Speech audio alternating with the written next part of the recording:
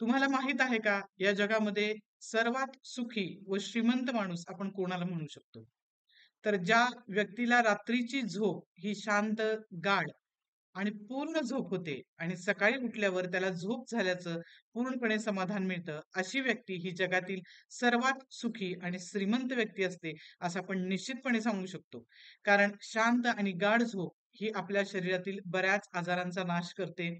आपल्या शरीराला व मनाला ग्रो करण्यासाठी, रिपेअर करण्यासाठी, रिफ्रेश करण्यासाठी, आपल्या शरीरातील हार्मोन्स बॅलन्समध्ये राखण्यासाठी, एकंदर आपल्या मनाला आणि शरीराला संतुलन प्रदान करण्यासाठी शांत, गाढ आणि पूर्ण झोप ही अतिशय महत्वाची असते. मग ही झोप जर पूर्ण नाही झाली तर काय होईल?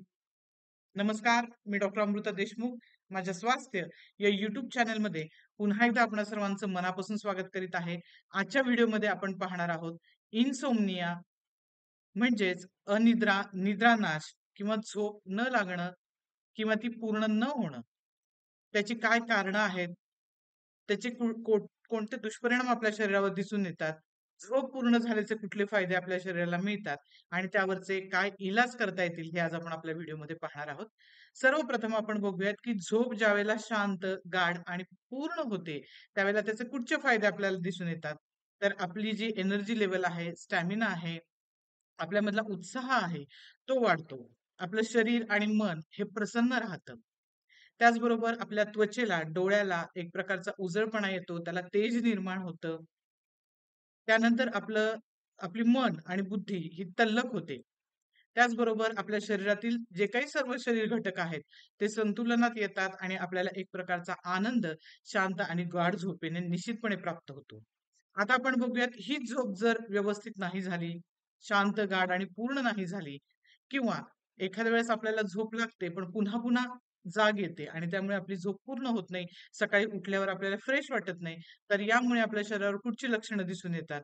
तर सकाळी उठल्या-उठल्या आपल्यामध्ये आळस, नैराश्य, एक प्रकारचा चिडचिडेपणा, उदासीनपणा, काम करण्याची इच्छा न राहणे, हे दिसून येतं.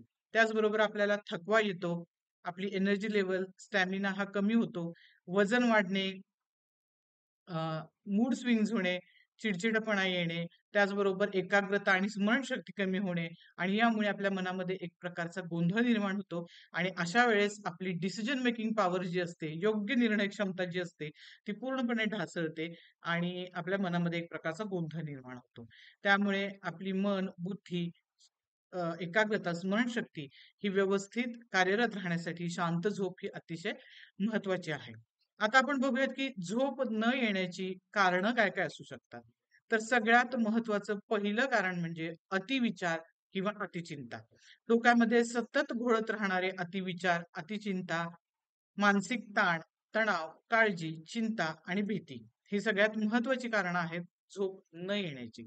दुसरं महत्त्वाचं कारण म्हणजे काही ठराविक कंडिशन्स जसं की थायरॉइड आहे, श्वसनाचे काही विकार असतील, ब्लड प्रेशर असेल, अपचन असेल, अशा कंडिशनमध्ये त्या व्यक्तींना झोप येत नाही. मेनोपॉज असेल, अशा कंडिशनमध्ये झोप न येण्याच्या तक्रारी ह्या जाणवू शकतात. त्याचबरोबर ज्यावेळेला पित्त होतं, अपचन होतं, पोट व्यवस्थित साफ होत नाही, बद्धकोष्ठता हा सुद्धा हे सुद्धा एक महत्त्वाचं कारण आहे झोप न लागण्याचं. अपचन, पोट गच्च होणं, गॅसेस होणं, हे सुद्धा एक कारण आहे झोप न लागण्याचं. तर तुमचे जे स्लीपिंग आणि ईटिंग पॅटर्न्स असतात, म्हणजे एखाद्या व्यक्तीला जर शिफ्टिंगमध्ये ड्युटीज असतील, शिफ्टिंगमधलं काम असेल, तर त्यांची झोप व्यवस्थित होत नाही आणि त्यामुळे त्यांना झोप व्यवस्थित लागत नाही. कारण दररोज झोपेच्या वेळा या बदलत असतात. त्याचबरोबर खाण्याच्या वेळा जर तुमच्या नियमित नसतील, अवेळी तुम्ही खात-पीत असाल, रात्रीचं जेवण जर तुम्ही उशिरा करत असाल आणि जेवल्या-जेवल्या लगेचच तुम्ही झोपत असाल, तर निश्चितपणे पोट फुगणे, गॅसेस होणे, अपचन, ॲसिडिटी यामुळे तुमच्यामधील अतिरिक्त उष्णता वाढते आणि तुम्हाला एक प्रकारचा अस्वस्थपणा जाणवून झोप न येण्याच्या तक्रारी जाणवतात. त्याचबरोबर काही व्यक्तींमध्ये अति प्रमाणामध्ये चहा, कॉफी, अति जड पदार्थ, तेलकट, तिखट पदार्थ खाण्याची जास्ती प्रमाणात सवय असते. अशा कंडिशनमध्ये या व्यक्तीमधील वात, पित्त दोष दूषित होतो आणि त्यामुळे शरीरातील अतिरिक्त उष्णता वाढल्यामुळे झोप अशा व्यक्तींना व्यवस्थित येत नाही, शांत लागत नाही आणि बराच वेळ त्यांना झोपही लागत नाही.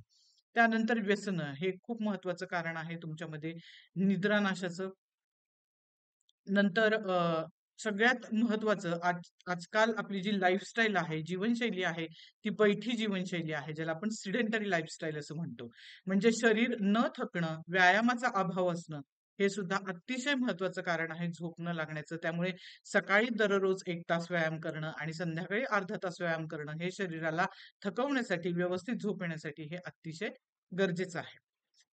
आता आजकाल वाढत चाललेले जे मोबाईल, टीव्ही, लॅपटॉप याचं वाढतं प्रमाण आहे. म्हणजेच काय, सकाळी उठल्यापासून संध्याकाळी झोपेपर्यंत आपण त्या तिन्हीच्या स्क्रीनवरती जास्ती प्रमाणात काम करतो आणि मग तो स्क्रीन टाइम जो आहे तो वाढतच चाललेला आहे.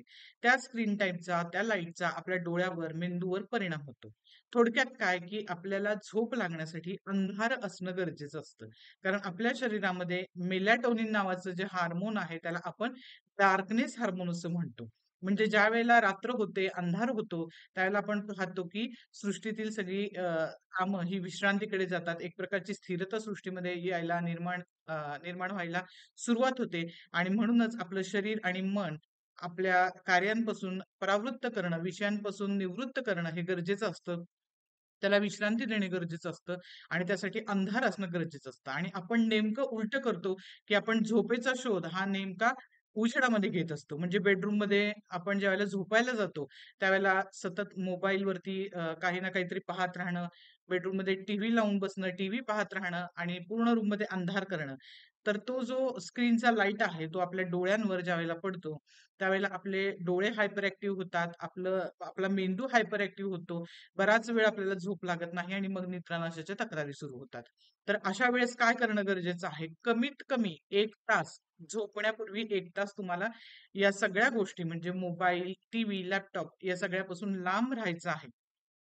तुम्हाला साधारण 10:30 पर्यंत तुम्ही झोपी गेले पाहिजे. सकाळी 4 ते 5:30 पर्यंत तुम्ही उठले पाहिजे. तो ब्रह्ममुहूर्ताचा वेळ आहे आणि लवकर झोपून लवकर उठल्यामुळे बरेच फायदे आपल्या शरीराला होतात. आपल्याला उत्तम आरोग्य लाभतं, ऐश्वर्य लाभतं, हे सगळ्यांनाच माहिती आहे. त्यामुळं लवकर झोपून लवकर उठणे आणि अ, झोपायला जाण्याच्या वेळेस एखादं छान पुस्तक वाचणे, तुमचं आवडतं संगीत ऐकणे, मेडिटेशन करणे, श्वासावर लक्ष देणे, अशा क्रिया जर केल्या आणि पूर्ण अंधारामध्ये तुम्ही झोपी जाण्याचा जर प्रयत्न केला, तर तुम्हाला शांत आणि गाढ झोप लागते. तुमचं शरीर, मन हे विश्रांतीकडे झुकायला लागतं आणि हळू ते शिथिल होत, होत तुम्हाला पूर्णपणे शांत, गाढ झोप लागू शकते. त्यामुळे हे सगळे पर्याय तुम्हाला झोपण्यापूर्वी करायचे आहेत. आता यासाठी मॉडर्न सायन्समध्ये कुठली ट्रीटमेंट आहे? तर मॉडर्न सायन्समध्ये यासाठी स्लीपिंग पिल्स दिल्या जातात. परंतु या पिल्सची डिपेंडन्सी येते, याची सवय लागून राहते आणि त्याचे भयंकर दुष्परिणामही पेशंट्समध्ये पाहायला मिळतात. त्यामुळे या निद्रानाशावर होमिओपॅथिक ट्रीटमेंट ही अतिशय उत्तम अशी ट्रीटमेंट आहे, जी अतिशय सुरक्षित आहे. उत्तमरित्या परिणामकारक आहे आणि त्याची डिपेंडन्सी तुमच्यामध्ये येत नाही. मुळापासून तुमच्या निद्रानाशाचं जे कारण आहे, ते मुळापासून दूर करण्याचं काम होमिओपॅथिक शास्त्र करतं. त्यामुळे आता आपण पाहणार आहोत होमिओपॅथीमध्ये कुठली औषधं आहेत, जी निद्रानाश, इन्सोम्नियासाठी अतिशय परिणामकारक आणि चांगली औषधं आहेत. तर पहिलं जे औषध आहे ते आर्सेनिकम अल्बम 30 पोटेन्सीमध्ये आपल्याला द्यायचं आहे. कुठच्या व्यक्तींना द्यायचं आहे, तर ज्या व्यक्तींना अतिचिंता, भविष्यातील काळजी, डोक्यामध्ये सतत विचार असतात, भविष्यातील विचार असतात, काळजी असते, चिंता असते आणि त्यामुळे रात्री उशिरापर्यंत त्यांना झोप येत नाही. घरातील, कुटुंबातील व्यक्तींविषयीची काळजी, त्यांच्या तब्येतीविषयीची काळजी, खूप छोट्या-छोट्या गोष्टींची जी काळजी असते आणि त्याचबरोबर असुरक्षितता देखील असते. अशा व्यक्तींना आपल्याला आर्सेनिकम अल्बम हे औषध द्यायचं आहे. अशा व्यक्ती रात्री झोपायला जाताना अतिशय अस्वस्थ असतात, रेस्टलेस असतात आणि त्यामुळे आर्सेनिकम अल्बम 30 हे मेडिसिन आपल्याला या व्यक्तींना द्यायचं आहे. दुसरं महत्वाचं औषध म्हणजे इग्नेशिया. आपल्या घरामध्ये, कुटुंबामध्ये एखादी घटना घडून जाते. त्यामध्ये एखाद्या व्यक्तीला ज्यावेळेला दुःखाच्या प्रसंगाला सामोरं जावं लागतं किंवा काही वाईट घटनांना सामोरं जावं लागतं आणि सतत तेच विचार जर डोक्यामध्ये घोळत असतील झोपेमध्ये, त्यामुळे झोप लागत नसेल, डोक्यात तेच विचार घोळत असतील, तर अशा कंडिशनमध्ये आपल्याला इग्नेशिया 200 हे मेडिसिन दिवसातून एकदा सलग 5 दिवसांसाठी द्यायचं आहे. त्याच्यानंतरचं जे औषध आहे ते म्हणजे कॉफिया क्रूडा. आपल्याला युजुअली आपण पाहतो, की आपण खूप दमल्यानंतर वगैरे फ्रेश होण्यासाठी कॉफी घेतो. परंतु होमिओपॅथीमध्ये कॉफीपासून बनलेलं औषध जे आहे, त्याची जी सेकंडरी काउंटर ॲक्शन आहे, ते इंडिकेट करतं. म्हणजे काय, की एखाद्या व्यक्तीला ज्यावेळेला एखादं यश मिळतं, किंवा एखादी चांगली गोष्ट त्याच्याकडून घडते, त्यावेळेला ती व्यक्ती खुश असते, आनंदी असते. त्याला हॅपी न्यूज ज्यावेळेला मिळते, त्यावेळेला एक प्रकारची उत्तेजना या व्यक्तीमध्ये निर्माण होते. हायपर एक्साइटेड अशी ती व्यक्ती होते आणि मग त्या हायपर एक्साइटमेंटमुळे ओव्हर एक्साइटमेंटमुळे त्या व्यक्तीचा जो मेंदू आहे त्याच्यामध्ये जास्ती प्रमाणात कार्य सुरू होतं आणि त्या हायपर ऍक्टिव्हिटी ऑफ ब्रेनमुळे अशा व्यक्तीला झोप येत नाही. अशा कंडिशनमध्ये आपण कॉफिया क्रूडा 200 हे मेडिसिन 4 दिवसांसाठी देऊ शकतो. त्यानंतरचं जे औषध आहे ते म्हणजे नक्स भूमिका. तर नक्स भूमिका हे औषध निद्रानाश अशा व्यक्तींना असतो, की ज्या व्यक्तींना काही व्यसनाधीनता आहे किंवा निद्रानाशाचं मूळ कारण कॉन्स्टिपेशन आहे, बद्धकोष्ठता आहे आणि अशा व्यक्तींना रात्रभर झोप लागत नाही किंवा झोप थोडा वेळ लागल्यासारखी होते. पहाटे-पहाटे लवकर जाग येते आणि झोप पूर्ण झाल्याचं समाधान मिळत नाही. सकाळी उठल्यावर ते थकल्यासारखे नेहमीच असतात. त्यांच्यामध्ये मरगळ असते. अशा कंडिशनमध्ये आपण नक्स भूमिका 30 हे मेडिसिन दिवसातून 3 वेळा 7 दिवसांसाठी आपण देऊ शकतो. त्याच्यानंतरचं जे औषध आहे ते म्हणजे अनाकार्डियम. तर अनाकार्डियम 200 हे मेडिसिन आपल्याला द्यायचं आहे कुठच्या व्यक्तींना, की ज्या लेडीजमध्ये प्रेग्नन्सीमध्ये झोप येत नाही. इन्सोम्निया ड्युरिंग प्रेग्नन्सी असेल तर अनाकार्डियम हे औषध आपल्याला द्यायचं आहे. त्याच्यानंतरचं जे औषध आहे ते म्हणजे कालिफॉस. तर कालिफॉस हे अतिशय उत्तम औषध आहे इन्सोम्नियासाठी. हे नर्व्ह टॉनिक म्हणून वापरलं जातं. त्याची नर्व्हज वरती अतिशय चांगल्या पद्धतीने ऍक्शन होते. एखादा व्यक्ती ज्यावेळेला एक्झॉस्टेड असेल, तो एक्झॉशन झाल्यानंतर तुमच्या माइंडला आणि बॉडीला रिफ्रेश करण्यासाठी कालिफॉस हे औषध दिलं जातं आणि त्यामुळे मग झोप लागण्यासाठी कालिफॉस या औषधाची चांगल्या पद्धतीने मदत होते. तर कालिफॉस 200 हे मेडिसिन आपल्याला रात्री झोपताना एकदा असं 5 दिवसांसाठी द्यायचं आहे. त्याच्यानंतरचं जे औषध आहे ते आहे स्कुटेलेरिया लॅटिफ्लोरा. स्कुटेलेरिया लॅटिफ्लोरा 30 पोटेन्सीमध्ये आपल्याला द्यायचं आहे. कुठच्या व्यक्तींना, की एखाद्या व्यक्तीला ज्यावेळेला ओव्हर रिस्पॉन्सिबिलिटी असते, जॉबची, बिझनेसची, एखाद्या हायेस्ट पोस्टवरती एखादी व्यक्ती असते आणि सतत त्याच्या डोक्यात ज्यावेळेला कामाचे विचार, प्रोफेशनशी संबंधित विचार असतात आणि त्या अतिरिक्त विचारांमुळे त्यांच्यावरती एक मनावर आणि शरीरावर सततचा ताण असतो आणि त्यामुळे निद्रानाशाच्या तक्रारी ह्या त्यांना जाणवत असतात. अशा कंडिशनमध्ये आपल्याला स्कुटेलेरिया लॅटिफ्लोरा 30 पोटेन्सीमध्ये दिवसातून 3 वेळा 7 दिवसांसाठी द्यायचं आहे. ही काही महत्वाची होमिओपॅथिक औषधं होती जी निद्रानाशासाठी दिली जातात आणि अतिशय 3 असे महत्वाचे मदर टिंक्चर्स वनस्पतींचे अर्क होमिओपॅथीमध्ये आहेत, जे इन्सोम्नियासाठी वापरले जातात. सगळ्यात महत्वाचं पहिलं औषध म्हणजे पॅसिफ्लोरा इन्कार्नाटा. पॅसिफ्लोरा मदर टिंक्चर हे अतिशय महत्वाचं आहे. अॅव्हिना सटायवा आणि जिनसेंग मदर टिंक्चर हे तिन्ही मदर टिंक्चर इन्सोम्नियासाठी वापरले जातात. ते कसे घ्यायचे? तर पाव कप कोमट पाण्यामध्ये 15 थेंब किंवा 20 थेंब तुम्ही रात्री संध्याकाळी एक 4-5 वाजता तुम्ही घेऊ शकता आणि रात्री झोपण्यापूर्वी 1 तासभर तुम्ही घेऊ शकता. म्हणजे इव्हनिंग आणि before going to sleep 1 hour before going to sleep तुम्हाला हे मेडिसिन मदर टिंक्चर्स तुम्हाला घ्यायचे आहे. पॅसिफ्लोरा, जिनसेंग मदर टिंक्चर आणि अॅव्हिना सटावा मदर टिंक्चर हे 3 अतिशय महत्त्वाचे मदर टिंक्चर्स जे इन्सोम्नियासाठी वापरले जातात. तर आजचा हा व्हिडिओ तुम्हाला कसा वाटला? आवडला असेल तर व्हिडिओला लाईक करा.